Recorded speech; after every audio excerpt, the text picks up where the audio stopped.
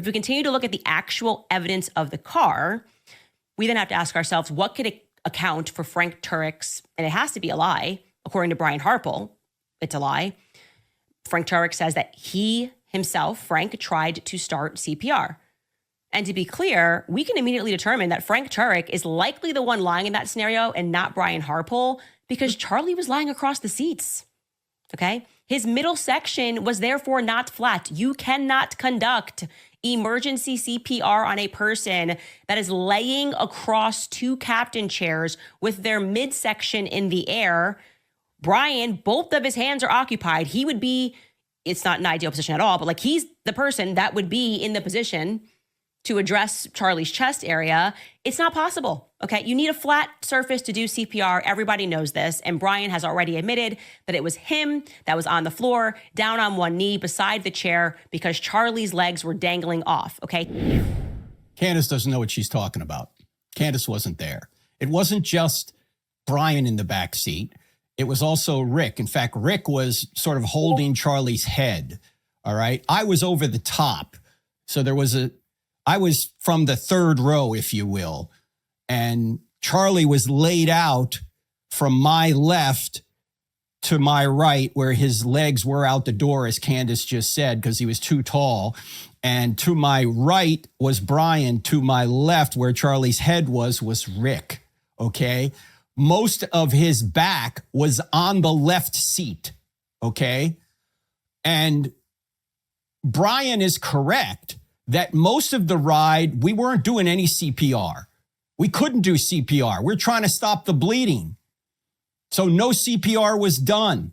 It wasn't until the last, say, 30 seconds of the ride that I thought to myself, we got to be nearing like 8 or 9 minutes and he's not breathing and there's no heartbeat. I've got to at least try. It's probably going to be futile, but I got to at least try to start his heart and get some air in him. So I tried that for like 20 or 30 seconds at the very end of the ride when we're pulling into the hospital parking lot and we're yanking and banking our way there. Now, it turned out it was futile because he was still bleeding. You can't really do CPR when somebody's still bleeding. Of course, I didn't know any of this at the time. The only thing I'm thinking about is if there's any way he's going to make it, we've got to do something to get air in him. So I tried. The world is a worse place without Charlie in it, man. And what Candace Owens is doing is absolutely detestful. It's absolutely despicable. And she has brainwashed. You know, Ben Shapiro said something funny. Candace Owens is basically like an IQ test. Tried it for like 20 or 30 seconds, but his eyes were fixed. He wasn't looking at me. He was looking right past me into eternity. Now, if you saw Brian on Sean Ryan's show, he had doll eyes. Yeah, he did have doll eyes. Now, I don't know Brian's history. I don't know if he was in the military or he had combat experience. He probably has. I don't know Brian very well. I was in the military, but I never saw anybody shot. I never saw anybody shot and bleed out. I never saw, well, Charlie, he didn't just bleed out. He was, according to the surgeon, he was killed instantly. And in the back of my mind, I thought that was true, but am I going to try? Of course I'm going to try.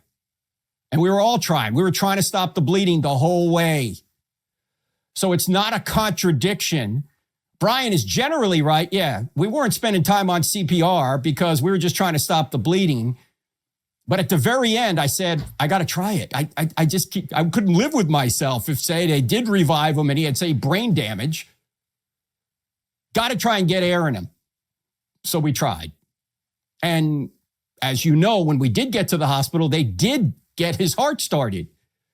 And the surgeon later said, you can do that in a healthy person. They could already be dead, but if he's a healthy person, young person, strong heart, you can restart the heart. When they restarted the heart, we thought, hey, maybe there's hope. Rick and I were praying out loud the whole way. Brian's right about that. We're praying out loud the whole way. Oh, and one other thing. Some people are saying, you said you were on FaceTime for 9 hours. I never said I was on FaceTime for 9 hours. I was FaceTiming my son and daughter-in-law when the shot rang out. I put the phone in my pocket, not even remembering they were there, because as soon as Charlie shot, I'm heading toward him and then running with him. I just put it in my back pocket. They heard the entire thing until we got to the hospital. When I pulled it out of my pocket, they were still there. I, talked to them and said goodbye. That's when I called Jack Hibbs to pray. And Seth Dillon called me because he had heard what had happened. So I'm talking to him on the phone. I wasn't talking for 9 hours. Somebody online said I said I was on FaceTime for 9 hours till we got to the hotel. No, to the hospital. It was in my back pocket. It's amazing how misinformation just goes everywhere. Now, let me say something about eyewitness accounts. There is no verbal or written account that is a complete account. It always takes longer to describe an event than experience it. In fact, we know this. You know this if you go to work and you come home and your spouse says, hey, how was your day, honey? It would take you longer if you worked for 8 hours. It would take you longer than 8 hours to explain everything that happened that day than to just live the 8 hours. It would take you longer to describe even a play in football than it would just to witness the play. This is why every written account and every oral account is fragmentary. It's not complete. And people are going to emphasize different things about an event that they witnessed. They're not going to say exactly the same thing. They may say the same thing essentially about the big event, just like in the New Testament documents. Yeah, there was a resurrection. They may emphasize different details about that resurrection, who got to the tomb first, how many angels were there, that kind of thing. That doesn't change the main fact that there was a resurrection. Everybody agrees on that. Everybody agrees we were in the car taking Charlie to the hospital. And yeah, we were all trying to stop the bleeding. I mentioned CPR because I was the one trying it the last 20 or 30 seconds of the ride. It's not a contradiction. Right? Now, maybe as we're yanking and banking into the parking lot, Brian was preoccupied thinking or talking to somebody else or whatever, because there was a lot of commotion, as you could imagine. He didn't see me trying for 20 or 30 seconds. Maybe he did. I don't know. In fact, he's got a lawsuit against Candace Owens right now, so I don't think he can even talk about any of this. But someone could call him and ask him if they want to. They should also. But it's not a contradiction. We're just emphasizing different details at different times. In fact, eyewitnesses disagree on details for various reasons. That's the mark of authentic eyewitness testimony. They all agree on the essentials. They disagree on the minor details. In fact, disagreeing with others on these minor details can not only be explained, it is to be expected. If you have any judge in a courtroom hear testimony from two eyewitnesses about a given crime, and they give exact word for word testimony about what happened, including every detail, what does that judge immediately assume? Collusion. They got together to get their story straight. No, there's no collusion here. Brian and I, we've hardly talked since it happened. Okay? We may exchange a text or two here or there, but not, we haven't tried to get our story straight, so to speak. We're just telling you what happened from our own perspectives. And no matter what perspective that is, it's going to be fragmentary, and we're going to mention different things that stuck out to us. Now, it's one thing to contradict others. Brian and I appears to have contradicted over this, but in reality, it wasn't a contradiction. He's generally right. Most of the ride, we didn't do any of this. I just tried it at the very end. But that's to be expected. We're going to have these differences. But what if you continue to contradict yourself? That seems a bit more of a serious blow to someone's credibility. Now, look at how often Candace Owens disagrees with herself. This is a video Nathan Livingstone put together on X. Here it is. Check this out. What about his burial? How come we haven't seen anything about his burial? We saw so much and then we saw nothing. And the reason that's like a big hush-hush secret is because Charlie had a Catholic funeral mass and he is buried in a Catholic cemetery. But pre the meeting with Erika, you repeatedly questioned why we weren't being told where Charlie Kirk is buried, or even if he has been buried yet. Did you get those answers? You have the wrong commentator who questioned that. I think that was Milo Yiannopoulos. You've never asked where Charlie's buried? Nope. Yeah, but if this were on the left and somebody were accusing Charlie Kirk of his wife having murdered him, I assume that you would be talking about it. Is that what Candace is accusing Erika of? Yes. Of murdering her own husband? She's accusing TPUSA insiders and other members of the right wing, including Seth Dillon, of being involved in the murder of Charlie Kirk, yes. It's just, I don't even know how to respond to it because it just never happened. Realizing that nothing in Charlie's life was real. It's just something that keeps me up at night. Just nothing in his life was real. The assassination of Charlie Kirk was something akin to a regicide, right? The assassination of a king to install a new ruler who the king would have never approved of. It's so crazy. She has accused us of lying about Charlie wanting Erika to take over for him if he died. Never happened. And it just so happened that Charlie Kirk kept notebooks and diaries. He was so diligent that he wrote down his succession plan featuring who he wanted to take over for the organization in the event of his untimely death. This woman is a sociopath. Absolute sociopath. She's evil. No, in the third notebook, he was like, oh, and if I accidentally get shot on campus, here's what you should do. Call Erika, and then after you call Erika, come find this notebook. And if during this process of our imagination, common sense comes on and we're like, but wait, Charlie, wasn't he like a boy genius? He's a pretty bright kid. Wouldn't he have maybe formalized that succession plan outside of like a diary? But no, he wanted to put it in these notebooks.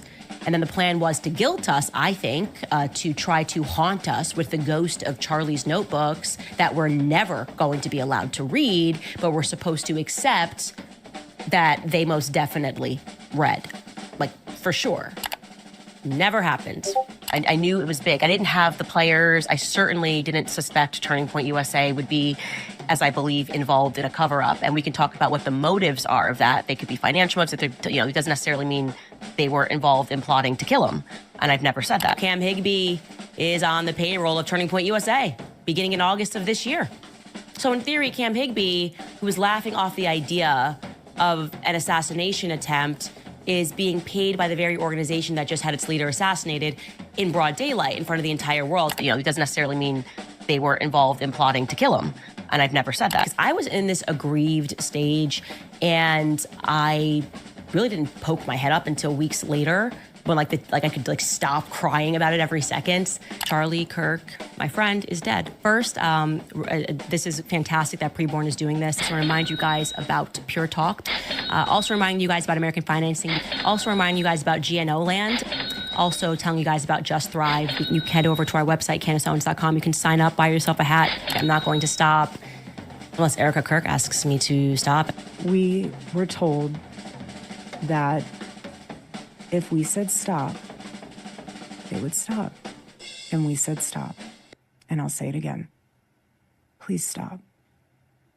Please stop. Please stop lying. But as soon as she tells me what it is I've lied about, I will cease lying immediately. Well, there appear to be a whole list of lies right there. I mean, ladies and gentlemen, if differences or contradictions make someone untrustworthy, why are you listening to Candace? Now, maybe she can explain all these. Well, please go ahead and explain them all. I'll be very charitable. Explain what you meant. Were all those taken out of context, Candace, or do you just kind of change your tune when you're trying to sell a new conspiracy theory? You just keep moving the goalposts. Look, we understand why people have different viewpoints of an event they witnessed. They may contradict or give a different viewpoint than somebody else who witnessed that same event. But when you keep contradicting yourself over and over again, that can cause us to say, maybe you're not all that trustworthy. Now, some of you are out going to say, oh, no, Candace is just asking questions. Ladies and gentlemen, even if she's just asking questions, questions are not evidence. My friend J. Warner Wallace, the cold case homicide detective, who is, investigated and solved many cold case homicides, has a book called Cold Case Christianity. And in the book, he talks about this. He says, a presentation is not a piece of evidence. He says, jurors are advised that the words of the attorneys are not considered evidence. Quote, and this is from, he's actually quoting from Section 104 of the Judicial Council of California Criminal Jury Instruction. So every state, and in this case, California, gives the jury certain instructions on how to come to a conclusion based on the evidence they've seen. And what they're about to say here is that questions from anybody, in this case, an attorney in a courtroom, do not constitute evidence. Quote, nothing that the attorneys say is evidence. In their opening statements and closing arguments, the attorneys will discuss the case, but their remarks are not evidence. Their questions are not evidence. Only the witnesses' answers are evidence. The attorney's questions are significant only if they help you understand the witnesses' answers. Do not assume that something is true just because one of the attorneys asks a question that suggests it is true, unquote. Let me put the appropriate name in here. Do not assume that something is true just because Candace Owens asks a question that suggests it is true. Amen. And by the way, she's not just asking questions, she's asking complex questions. A complex question is an attempt to get you to accept an assumption that hasn't been proven. Like if I were to say to you, when did you stop abusing drugs? Like, what does that question assume? It's a complex question. It's assuming that you're already doing drugs and you had to stop abusing them.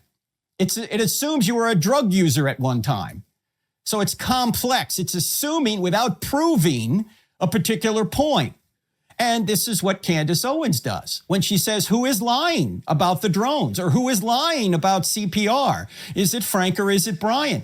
This assumes what hasn't been proven, that every disagreement about what happened means someone must be lying. We've already talked about it. No, we're not lying. We just had different perspectives. Maybe one of us was mistaken, but doesn't mean we're lying. Or maybe one of us talked about the fact that, yeah, the car ride wasn't about CPR. It wasn't. It was about stopping the bleeding. It's not till the last 20 or 30 seconds I said, I got to try it. Candace also commits a logical fallacy known as poisoning the well. This is, by the way, ladies and gentlemen, this is why we should be teaching logic in every school in America. We don't teach logic in public school anymore. Instead of teaching kids what to think, we're teaching them, or let me say it another way. Instead of teaching kids how to think, we're teaching them what to feel. And that can be dangerous. Because if you start following your feelings without reason or without moral restraint, you're going to wind up in a very bad place. And you're probably going to not only hurt yourself, you're going to hurt a lot of other people. And that's what's going on in this case here. She's hurting a lot of innocent people by fallacies, by not thinking clearly, by relying on feelings rather than evidence. But let's talk about this fallacy known as poisoning the well. That's the fallacy where you find one problem in a person's past or one inconsistency in a person's testimony. Frank said there were drones. Brian said there wasn't. Oh, they can't be trusted. And you conclude that everything that person says must be untrustworthy. Now, it's not poisoning the well if a person has repeatedly lied about important matters like it appears Candace has. Now, as I said, maybe she can explain those contradictions. She's free to go through that video and explain why they're not contradictory. The video that we played earlier, we'll put that video by itself in the show notes as well. But if not, it might be wise not to believe everything she says. You say, oh, no, wait, Candace is just pursuing justice for Charlie. Ladies and gentlemen, in order to pursue justice, you always need evidence. You can't get justice without evidence. So if this is about justice, how is it just to insinuate without evidence that Charlie's widow murdered her husband? You know, as I've said before, God takes a very negative view of abusing widows and orphans. Exodus 22:22 basically says, if you're abusing a widow or an orphan, and that widow or orphan cries out to me, to God, God says, I'm going to hunt that abuser down with a sword and kill them. In Deuteronomy 19, it says, if you accuse someone, this is in the Old Testament economy, the Old Covenant in ancient Israel, if you accuse someone of a crime falsely and you're found out, you get the penalty of that crime. Israel, it was, Tyler Robinson is innocent, he wasn't even there, right? Tyler Robinson is innocent. He's a patsy. He's not the real killer, right? Or he's not acting alone. Owens' claim is that Robinson was set up or framed. He wasn't even on the campus or wasn't the shooter. The case against him is a show trial, right? She says. And there's strong multi-layered evidence that ties Robinson directly to the crime.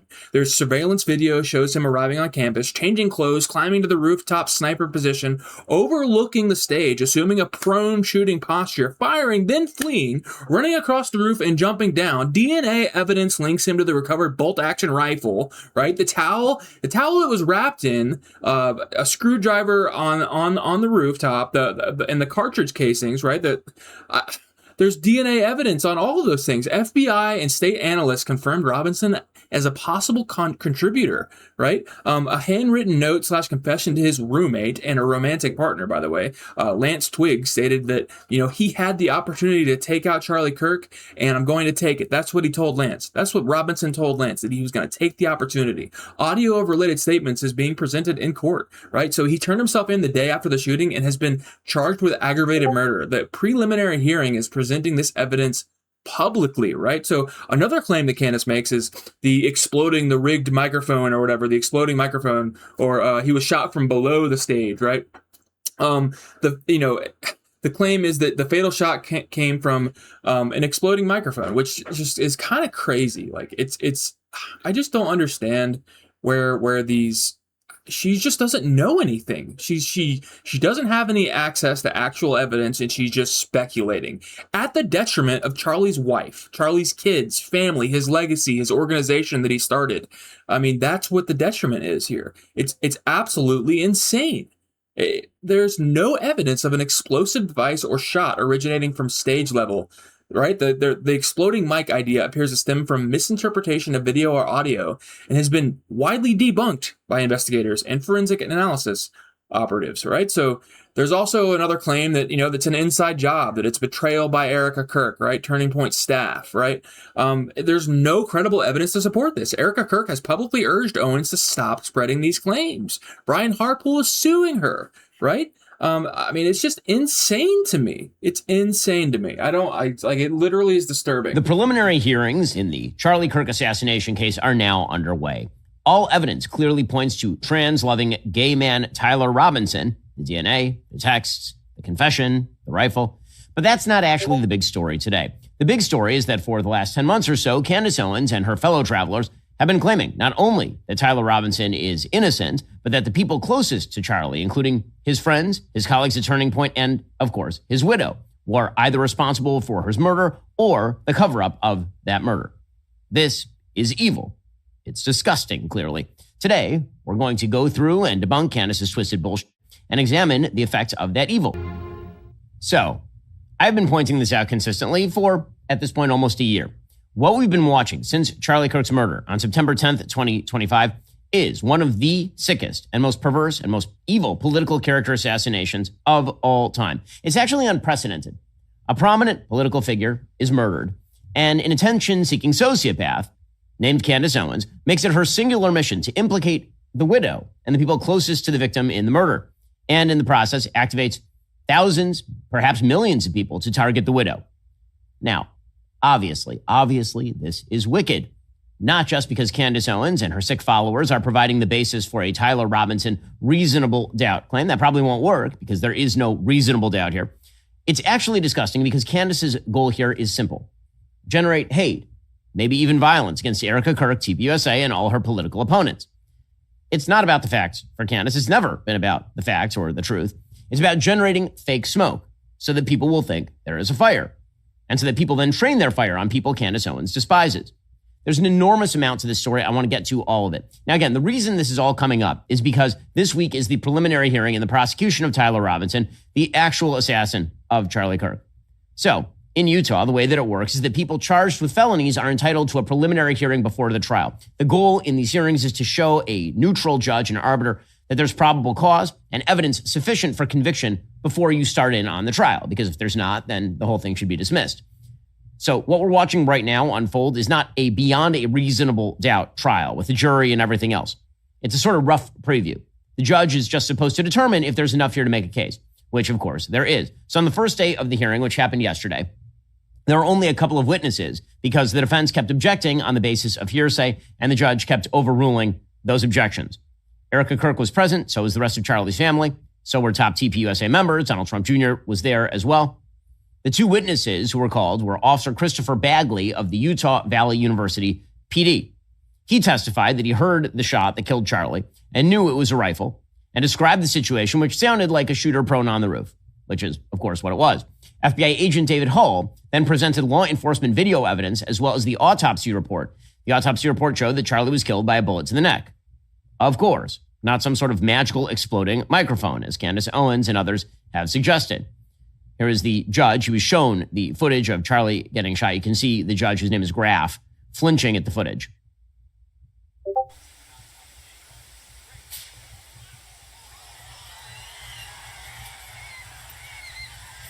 So you can see him flinch when this happens. It's obviously incredibly disturbing footage. We never showed it on the show for a reason, because watching a man, particularly somebody who you're friendly with, get murdered on camera is about as horrifying as it gets. Well, this whole week, we'll be seeing the unveiling of available evidence, and we'll continue to bring you the updates. We're going to bring you actual facts, like things that happen, not personality-driven drama or psychotic conspiracism. We're going to spend some time debunking conspiracies because a lot of people are being sucked into this trash. But truth actually matters, and we care about the truth, so we'll continue to tell it. So let's begin at the beginning. The prosecution is as clear as day. It is obvious that Tyler Robinson did this, and it's also obvious why. So let's go back through the timeline briefly as a review. So back in April 2025, Charlie tweeted out that assassination culture was spreading on the left, which of course is true. In August 2025, there was a change.org petition that started circulating, prevent Charlie Kirk from speaking at Utah Valley University. Now, again, these sorts of change.org petitions have come up regularly whenever people like Charlie or I or anyone else speaks on a college campus and happens to be conservative. Less than a week after Charlie died, by the way, there was another petition put up on change.org that had 16,000 plus signatures suggesting that they shouldn't allow a memorial for Charlie at UVU. Okay, September 3rd, 2025, UVU issued a statement reaffirming their commitment to free speech, and the event went forward. Okay, so now the day of the event, September 10th, 2025. Here is the brief timeline. So 8:29 a.m., Tyler Robinson arrived at UVU in a gray Dodge Challenger. This was captured on surveillance. And as we are going to see throughout this week, basically all of Robinson's movements from the time he arrived until after the assassination were captured on tape. So all the conspiracy theorizing is just nonsense, and it always was. 11:52 a.m., Robinson moved through stairwells to the rooftop, about 150 yards from the event courtyard. He was wearing dark clothing. Charging documents noted that Robinson was walking with an unusual gait, meaning that he was not bending his right leg, and that's because there was a rifle allegedly hidden in his pants. And here you can see footage of Robinson limping toward the UVU campus. This is before the shooting. You see him walking down the street toward the UVU campus. And again, you can see that he is not fully bending his right leg because there's something down his right leg, namely a gun. And that is why he is walking strangely. Okay, at noon, Charlie began the event in the courtyard. This is the famous tape of Charlie throwing out the hats, big crowd, several thousand people showing up, cheering. At 12:23, Charlie gets shot in the neck, and he was carried to an SUV and driven to the Timpanogos Regional Hospital. And Robinson was then seen fleeing off the roof into the woods. And there's tape that shows him climbing down from the roof. 12:39 p.m., FBI agents arrived at UVU, and videos began to appear on social media of Charlie being assassinated. And I remember where I was at the time when all of this was happening. And here you can see the video. I mean, this is the footage of Robinson climbing down off the roof. Right, this is what's happening right afterward.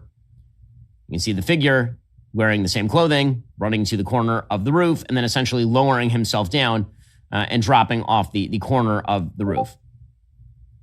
So, again, this is pretty unambiguous stuff. Okay, so I remember where I was when all this was happening. I was in Los Angeles. I had sort of a breakfast/lunch meeting with somebody. And I got the news that Charlie had been shot, and my security was on the phone with Charlie's security because nobody knew what the hell was going on, while Charlie was still in the back of the car, and we were sort of getting updates along the way. At 2:40 p.m., President Trump announced that Charlie had died on Truth Social. By that point, anybody who had seen the tape was pretty certain that Charlie had died. I mean, the tape is pretty clear. If you haven't seen it, count yourself lucky and be grateful, because it really is horrifying tape. Okay, from 4 o'clock to 5:59, official statements alternately claim that a person was in custody and then released. You remember that FBI Director Kash Patel suggested this, and then the Orem mayor suggested this, local police suggested this, and then it turned out that nobody had been captured, and the suspect, Tyler Robinson, was still at large. Now, according to charging documents, law enforcement found Robinson's shooting location, but no shell casings there, and a bolt-action rifle with 1 spent round and 3 more still loaded, wrapped in the towel in the woods that Robinson ran toward. The way that it works, by the way, is that bolt-action weapons do not eject casings automatically, right? Because you have to actually pull the bolt back and all of that.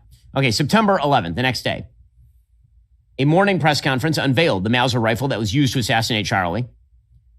It also showed that there were impressions and surveillance footage showing Robinson's path, and Robinson was described as college-aged. FBI released stills and that rooftop video and posted a $100,000 reward for information. At 9 p.m., Robinson's parents recognized him in the released images, and this was an image of Tyler Robinson. And they persuaded Robinson to surrender, and Robinson turned himself in at the Washington County Sheriff's Office. So, again, that is all the evidence as of September 11th, 2025. The next morning, President Trump went on Fox and Friends and said that Charlie Kirk's killer was in custody and that he wanted the state authorities to seek the death penalty. And the authorities did, in fact, identify and charge Tyler James Robinson with multiple counts, including aggravated murder, which could carry the death penalty, felony discharge of a firearm causing serious bodily injury, obstruction of justice, tampering with a witness, violent offense committed in the presence of a child. And the charging documents detailed.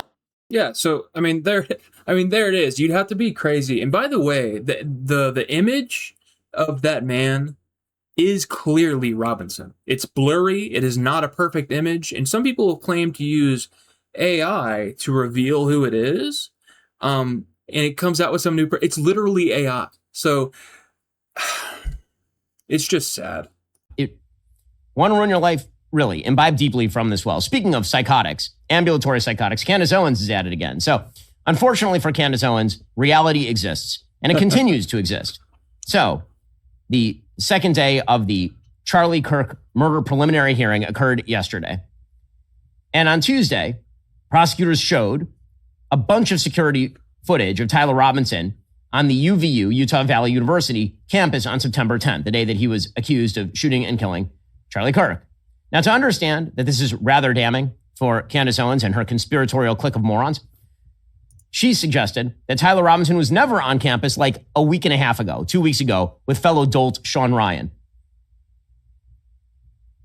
Who do you think is behind this? I don't Do you think Tyler Robinson was there.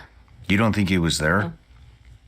I think he's a total patsy. I think they get lookalikes and they got everybody wearing the same outfit. I think he played a role, and I believe that what he did was he picked up clothes and he dumped them behind the Dairy Queen. I think he had a role, but I do not believe that Tyler Robinson is the person who was walking in that staircase. I do not believe the person walking in the staircase was even the person that we saw running off of the roof. I don't even know what day that person was running off the roof. God, every time I watch an exchange like this kind of thing between Candace Owens and Sean Ryan, I feel a disturbance in the force, as if billions of brain cells suddenly cry out in terror and are suddenly silenced. I mean, you become markedly stupider by imbibing this kind of trash content. Markedly stupider. Retardation is infectious, apparently. So here is some actual video. He was never on campus, you see. Never on campus. Here was the tape of him on campus. I know. Unbelievable. Who could have foreseen? And do you believe you recognize who that person is? Yes. Who is that? I believe that's Tyler Robinson. All right, and where does he go from there? He heads out of the parking garage on foot into the campus. and actually goes to the quad area of the campus. At that time, he makes contact with some representatives from TPUSA. By quad area? Sorry, the amphitheater is what I previously referred it to. All right. So he goes up on campus, visits the amphitheater area, the courtyard or quad. Correct. And then what do we see here now? He returns on foot back to the same vehicle. And what time is he returning back to the vehicle? It's about 9:25 a.m. By the way, Tyler Robinson and the video and footage of him were identified also by his parents as being Tyler Robinson. But don't worry, Candace has a theory. She has a theory. Perhaps it came to her in a dream, perhaps. In a dream, perhaps. Her magical connections with the great beyond informed her of this stellar theory. Quote, the person walking in the video they are presenting is very clearly a tall person, well above 6 feet. No way that is a 5'10" or 5'11" person. How tall is Lance Twiggs? Just genius level stuff. Genius level stuff. I mean, fellow conspiracy theorists like Alex Jones host Jesse on Fire, Jesse Merle, is now making the case that Charlie, believe it or not, is still alive and well, which must be breaking news to his wife and children.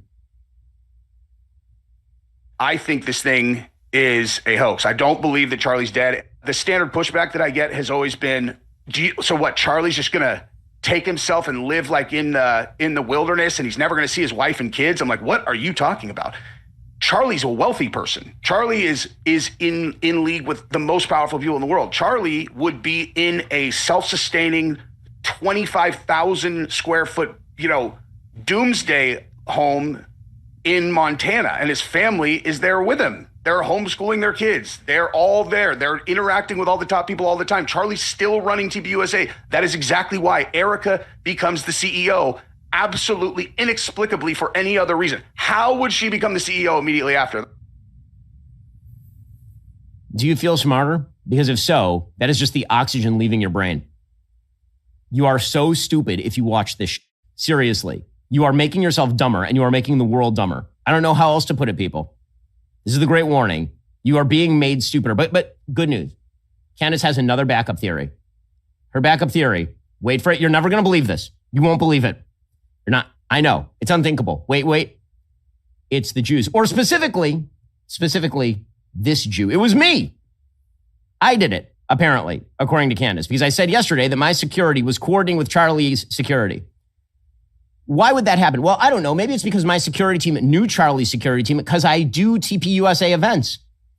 Or maybe it's because my security was checking in with Charlie's security because Charlie's security, no one knew where exactly the shooter was at this time. He was at large. And my team basically went into lockdown. And I would bet money, good money, that Charlie's people. So Ben Shapiro, right here again. He's usually right about most things. I think you'll find if you actually listened, he was doing the whole Charlie Kirk thing before Charlie Kirk was doing it.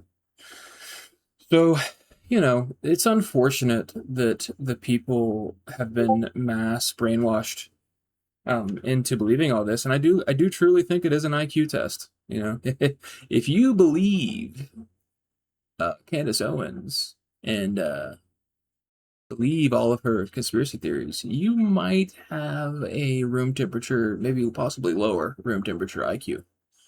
But I want to know from you, what do you guys think? I can get down with there being some sort of organization or somebody could have hired Tyler Robinson. No doubt there could have been something else going on here. That is totally plausible. It is totally reasonable to believe that Tyler Robinson was not acting alone, right? But the problem with that is that there is zero proof for it. Like if you can show me some actual hard evidence that is the case, then I'm game. I'm with you, But as of right now, all of the evidence is literally smacking you in the face, telling you that Tyler Robinson is the one who definitely killed him. But I don't know. I want to hear from you guys in the comments. Please consider subscribing, especially subscribe if you believe Ben Shapiro and you're on Ben Shapiro's side of this, because I want people who are like-minded, that are sane, to be my first 100 subscribers. God bless. Have a good rest of your day.